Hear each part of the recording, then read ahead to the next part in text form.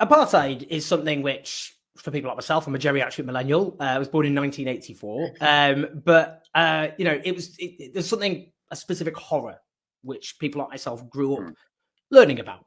I was 10 when apartheid fell. Nelson Mandela, one of the few figures, I suppose, in my lifetime who achieved kind of near sainthood, basically.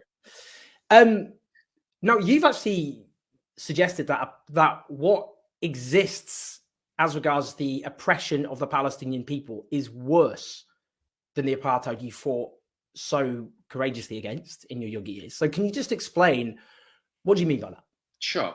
First of all, that doesn't mean to in any way diminish the awfulness and the brutality of South African apartheid. It was the most horrendous system. I mean, I had countless friends who were murdered directly or indirectly by the apartheid state. My wife, who is of Bangladeshi origin, not only wouldn't we have been able to marry in South Africa, to live in the same racial group area together, we wouldn't even have been allowed to travel in a car alone together.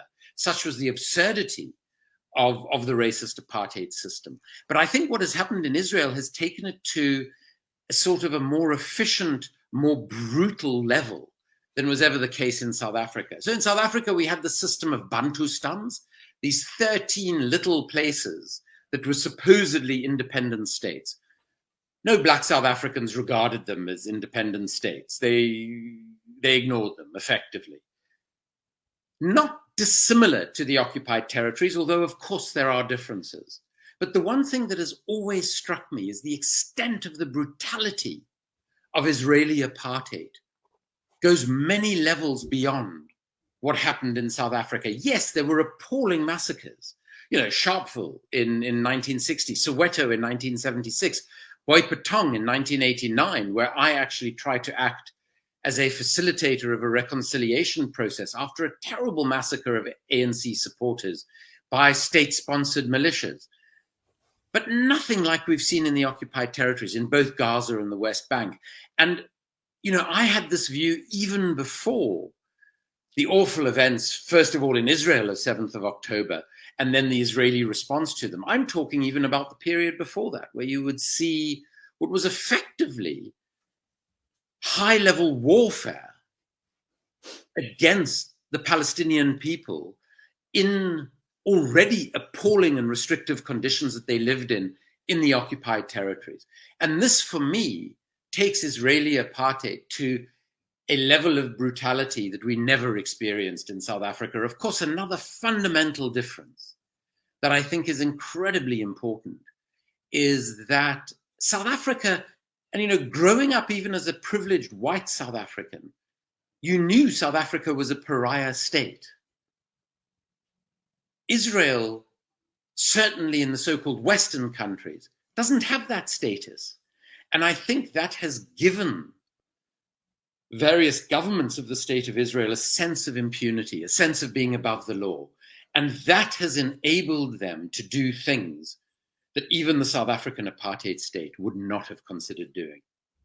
The other very important difference that I think also plays into this different intensity of the physical brutality is that the South African apartheid state was very dependent on the Black African workforce for the economy to function. Mine workers, all of the South Africa, of course, being very rich in natural resources, was very dependent on that form of dangerous manual labor. And here was this almost indentured, enslaved workforce. And so it was incredibly important for the South Africans that that workforce was at least of sound body. Even though they characterized Black Africans as drawers of water and hewers of wood. So they saw them as being beneath them, as somehow lesser human beings, which I think, unfortunately, has played into the Israeli-Palestinian narrative. But they had to ensure that they were a productive and effective workforce. Israel does not have anything like that same economic reliance on the Palestinian population. And I think, again, that gives a license to perhaps behave more brutally in the extent of murder, of bombing, of the day-to-day treatment of the population. You know, anybody who has witnessed the crossing points into and out of Gaza or the West Bank will just be shocked at the extent of dehumanization and humiliation of Palestinians by young Israeli soldiers.